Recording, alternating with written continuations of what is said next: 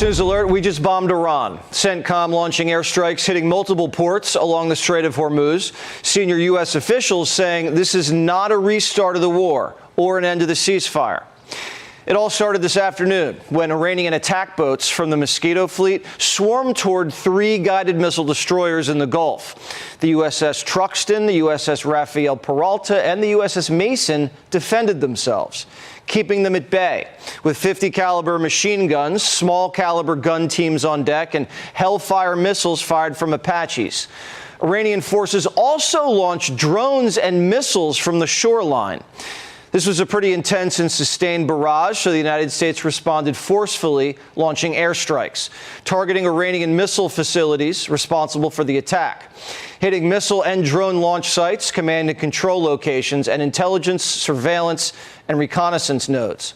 Central Command said the Iranian attacks were unprovoked, and we responded in self-defense, adding that not a single American ship was hit. Central Command says we don't seek escalation, but we remain positioned and ready to protect American forces. ABC asked the president if the ceasefire was over, and he said, no, ceasefire's still on.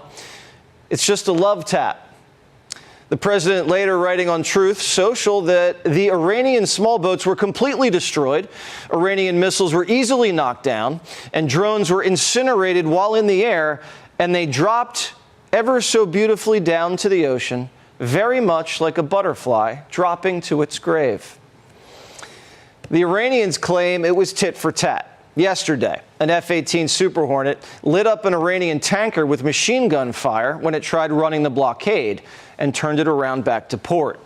The president says the 3 destroyers successfully transited out of the strait and will join the blockade. And the Wall Street Journal's reporting that Project Freedom is still in play. It was paused for diplomatic reasons, to help with the Iranian negotiations, and because of an airspace dispute with the Saudis. But it's all patched up. And the French and British navies are apparently on their way to help with escort duty when needed. The president said earlier today a normal country would let boats sail peacefully through the strait. But Iran's not a normal country. Some of these Persian pirates are still trying to charge tolls.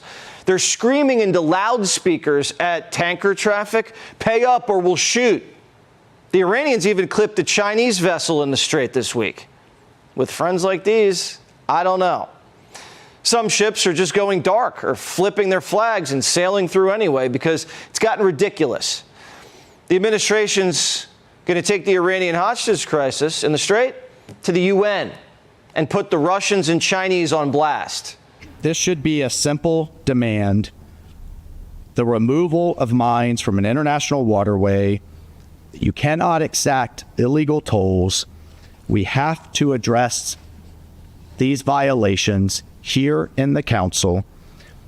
And we have to ask ourselves, if a country chooses to oppose such a simple proposition, do they really want peace?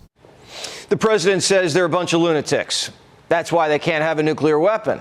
And if they don't sign the deal fast, the War Department's going to be a lot more violent. There are 2 options for the Iranian regime. They can choose the pen or they can choose the sword. One would include them signing a good faith agreement that would lead into more detailed negotiations, and the other would be the Americans resuming their bombing campaign against the Islamic Republic. Today, the Iranian president, for the first time, met with the gay Ayatollah in his little cave. The meeting lasted over 2.5 hours. It's hard to talk without lips. The key sticking point to the deal is that Trump's driving a really hard bargain. The president's demanding that the regime hand over their entire Uranian stockpile, close up all their nuke facilities, and don't enrich, not even a little, for decades. Iran, and this is according to the New York Times, is countering that they'd like to give the uranium to a third party, potentially Russia, and they want an enrichment freeze for 10 to 15 years. But Iran's on a deadline, and they know it. It looks like they've likely already cut back their production, maybe by 400,000 barrels a day. They'll likely continue to ramp down their production as their storage fills and their inability to export oil. If their oil wells pop, the country's ripe for a revolution. The regime's already getting antsy. They've been going on a protester execution spree. Brent crude dropped below $100 a barrel for the first time in 2 weeks today. And corporate America just had its best earnings season in 20 years. Gas prices are high, no doubt about that. But many people believe it's worth it to get a good deal. A Harvard-Harris poll has 2/3 of voters saying the president shouldn't settle for less at the negotiating table. Over half of Democrats agree. And the president's hold on the party, still rock solid. Donald John Trump. He absolutely still has the juice. And when you're a Republican and you go against Trump, you get voted off the island. I always love Survivor. And in this particular case, what we saw in Indiana was you go adios amigos, goodbye, see you later. And to me, that is emblematic of what we see nationwide with Republicans. I think there's this myth that's going on right now that, oh, Trump is really losing support among Republicans. But compared to other midterm cycles, he's just as popular with Republicans as he has ever been. You know who else is getting pretty popular? MarcoRubio. His stock's on the rise, so he's been dispatched to the Vatican to make peace with the Pope. It has the seal of the State Department, so what to get someone who has everything. The Pope doesn't have everything. He doesn't have world peace. And getting the dust out of the gay Ayatollah's filthy hands is a big step in that direction. Iran's foreign minister. I mean, honestly, I thought there'd be much, and I was willing to do that, to stop a nuclear weapon to be used against this country or the Middle East, anybody in the Middle East. They were going to take out the Middle East.